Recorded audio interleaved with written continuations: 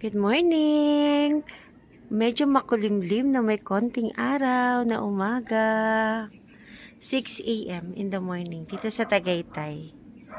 Medyo malakas ang hangin at 23 degrees kagabi. Sila tatay nandun na siya yung nakapink to Ayun Nag-garden na doon. Medyo madami na akong alaman na talagang Ayan nga, gugupitin mo na, de.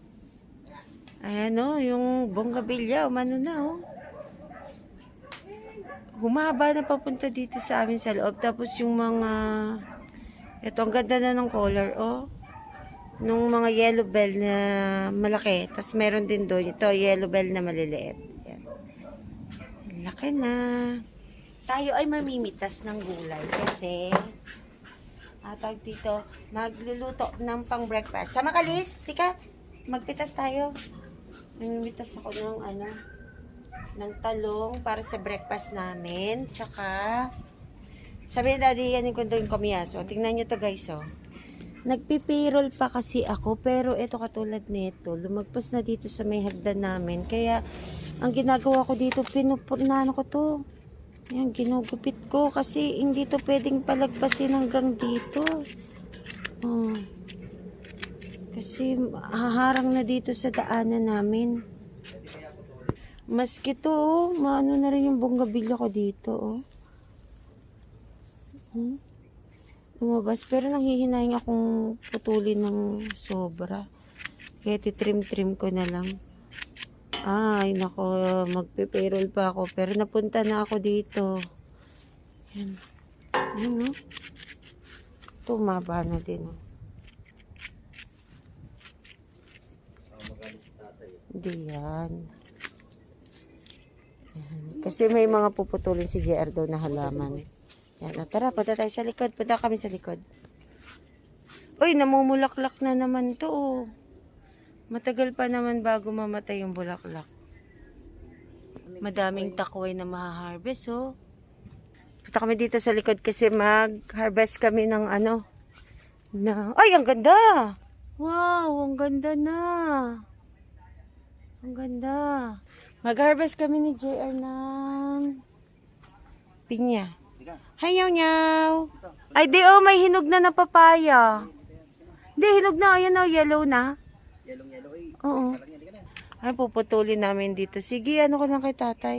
Ayan maghanap tayo ng hinog na pinya. Ito. Hala, ang dami ng hinog na pinya. Oo. Sige, lapag mo lang yan dyan. Yan na rin siya. Sobrang dami hinog na pinya. Yan, mag-harvest tayo. Ganito lang naman kadali. Yan. Ito pa,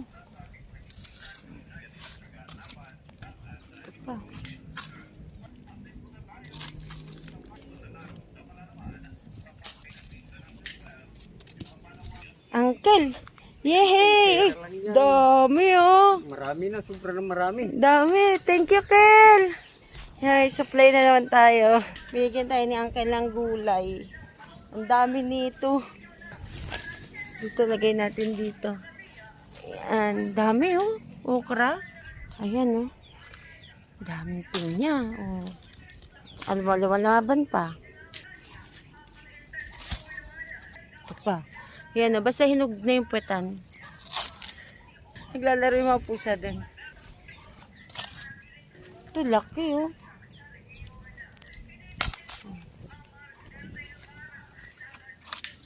Actually, ito pwede na to kasi wala pang dilaw yung puwet. Pero ito, nung nagtitinda kami, pwede na yan. Ang kinukuha ko lang yung may yellow na yung puwet. Ayan pa, naninilaw. Kapag ganito, binubunot na to. Kasi yan, para maging malinis na dito. Uy, meron pa dun. Paghagis ko nito, binunot ko. Yan, may nakita ko dito. Hinog na, Lasik, nagtatakbuhan sila. Yan din, dami pa, Yan, dami, Okay na. Pag-ipon-ipunin ko dito. Ayan, sa tabi mo dyan. Pwede na dyan. Para di ka mahirapan. Ganda na din dito ng ano, oh. Si daddy na magtuloy ng ano, pag-harvest doon. Kuha na ako ng talong. Mag-harvest na rin tayo ng sili. Madali lang mag-harvest ng siling green. Hihilahin lang ng ganyan. Kunin na natin to kasi ayan, para hindi na mahinog sa puno. Ayan, yung medyo malalaki pwede na yan. Kasi matatagalan pa kami bago makabalik dito. Ito. Wala, nabunot ko pati maliit. Pwede na yan. O dito, hitik na hitik ko. Meron na nga nahinog eh, oh. Kasi kahit maliliit, nahihinog na. Tsaka iba na kulay, oh. Kaya talaga kailangan na tong i-harvest. Yan. Yan. Yan, oh. Red na, oh. Oh. Yan.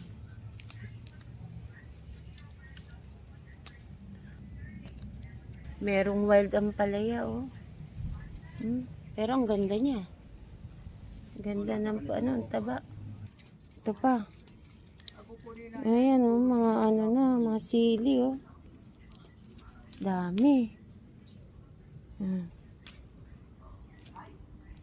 Ito matigas na. Bilis naman tumigas ng okra namin. Ito kaya. Ito, medyo okay pa to. Do may okra binigay si uncle. Yan, pero to okay pa to. Ito, madami din sili, oh. Alam, dami naming sili ngayon. Harvest galore tayo ng sili.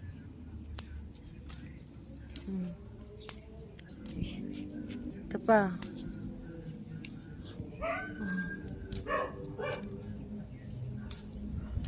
Saan natin kung meron. Dami. Ipron ko na din to. Ipron ko na din yung mulberry. Kasi para mag-ano siya. Yun, para mamunga.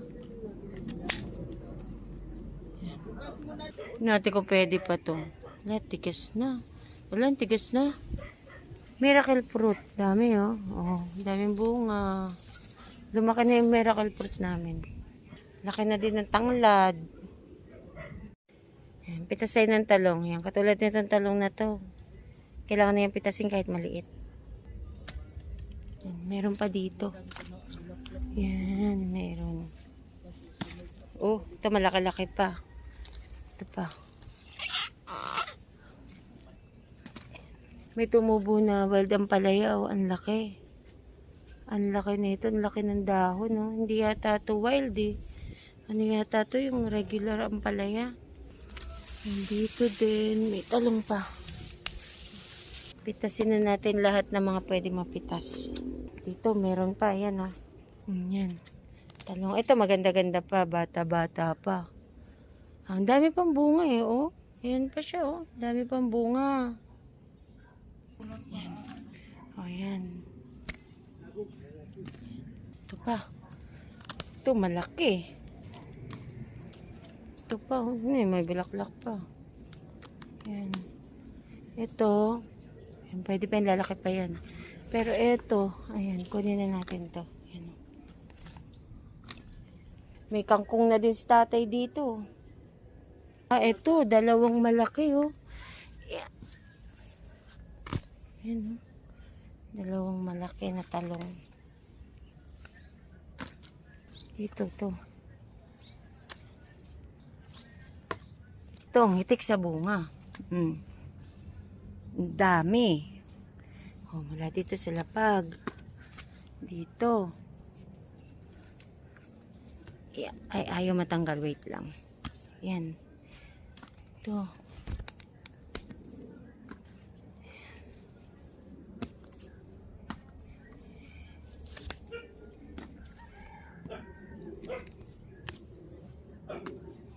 Ito pa. Ayan. oh. Meron na ba? Ito. Ito. Ito pa. Ang dami, oh. Dito, ito pa. Meron pa dito. Parang di ko na nakita yung mga bunga ng kalamansi. Ay, ang dami na nalaglag na kamyas. Ayan, oh, sayang. Manguha na nga tayo ng kamyas. Kailangan na natin kunin kasi ayan na, oh. Sayang, ang dami nang nalaglag, oh. Kaya kunin na natin. Kunin na natin to. Sama-samahin ko muna dyan. Ayan, oh. Kunin ko na yan. Ito.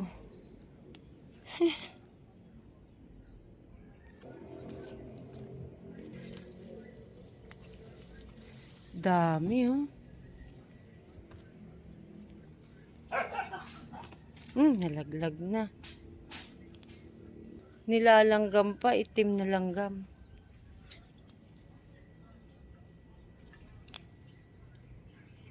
Laki nito. Ang laki.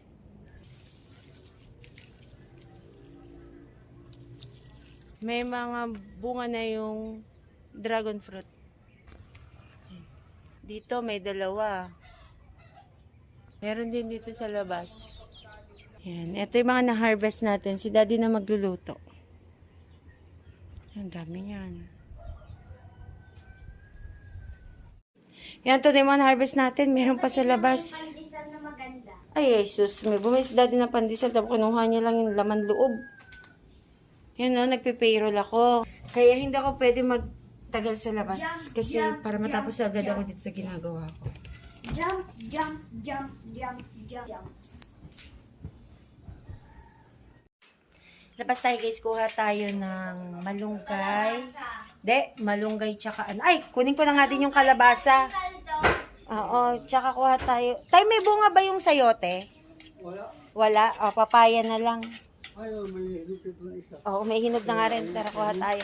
Pitasin na natin tayo yung ano dito. Sitaw. Kalabasa. Ayan, meron ditong kalabasa eh. Oh. Mga kwero, kamatis. Oo, laki to.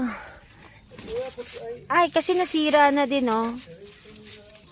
Oo nga. Wait lang, di ko makuha. Pagupit na lang natin kay tatay kasi, yan, oh. Antig kasi. Yan. Yun. Ang bigat eh, laki din. Magandang klaseng kalabasa to eh. Oh.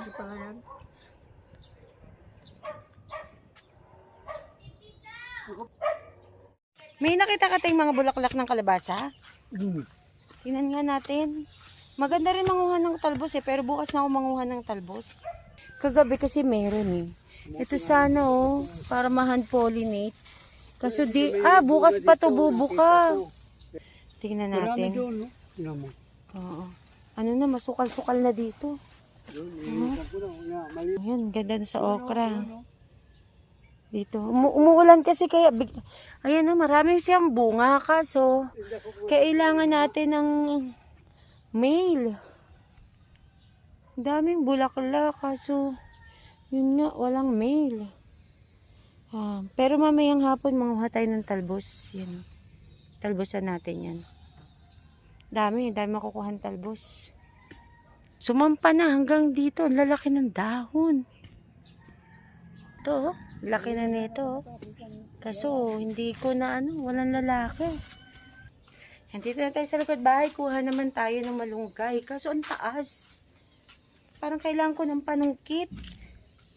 Ang taas, sobrang taas. Ayan, meron sa baba. Ayan. Ito na lang sa baba. Excuse me, mga kalamansi, padaan. Ito na lang. No choice. Kakalbuin ko na to. Kasi wala tayong, hindi ko masyadong abot. Yung sa taas. Ito lang. Pag ko muna dito. Punta naman tayo doon at mag-ano tayo. Hanap ng, yan. Hanap tayo ng papaya. Buti na lang malilim dito. Meron na rin si tatay na patubong sigarilyas. Kaso nagdidilaw, sobrahan na to sa tubig. Gusto ko din manguha ng dahon sili. Masarap kasi yung dahon sili sa tinola. Yan, dito tayo. Mangunguha tayo ng papaya. Dito tayo daan. Sa kamotehan. Yan o. Kaso ang taas. Kailangan ko makuha yung maliit. Ito na nga pala yung mga na-harvest na pinya. Sobrang dami. Yan, puro hinog yan. Ay, naku, nakalimutan ko. Yung naulanan na. Wala. Mag-uutos na lang ako na kumuha ng papaya kasi ang taas, di ko abot. Ito yung Okay, sige. Nagtatapos kasi kami ni Daddy ng payroll. And ito na yung mga na-harvest. Actually, ito yung binamigay. Tapos may mga konti akong... Hindi. Ito yung binigay sa amin. Sobrang dami. Tapos tawag dito. Ito ang laki-laki pero siya, malambot pa. Sige, sampulan natin. Ayan siya. Ngayon, tawag dito, ito, may halo na to, yung binigay, tsaka yung may mga ilan na kong perasong na harvest din sa likod bahay. Tapos yung ganitong klaseng sili, kakaiba nga yung sili, Dito naman yung sili, kakaiba yung color. Ayan. Tawag dito? Ito yung binigay lang din, yung ganitong hitsura ng sili. Tapos yung ilalim nito, yun yung sa amin naman na hinarvest. So, ganyang kadami yung mga harvest natin. Nakakatuwa lang kasi lahat ito ay galing na sa likod bahay. Mag-start na magluto, pero linisin ko na muna yung kitchen kasi ang dami kong hugasan. Kasi kanina nag-breakfast kami, di ako napaghugas kasi tapos ako ng payroll. Ayan maghugas pa ako. Ayan. Para pero naglabas na kami ng chicken. Ito. Magtitinola tayo, ayan. Palis kami ngayon, papunta kami ng SM Santa Rosa kasi may work si Daddy malapit sa area. So, kaya kami, sumama na lang din kami para makapag-grocery at makapag-ikot-ikot doon. Mga bata, sa likod. Andito na ako sa work ni Daddy, sa building mismo. Kasi dito siya sa nagkakabit ng ng mga LAN cable. Sakto may nakita ako ditong mga naka-sale. So, tatry kong tignan. Dito kami sa Giligan. Yan, kakain muna kami bago kami mag-grocery. Kare-kare. Sarap yan. Para yan kalabasa soup. Dito na ako ngayon sa may grocery. Yan, bibili kami ng ilang stocks kasi wala na sa bahay. Ikot-ikot muna ako.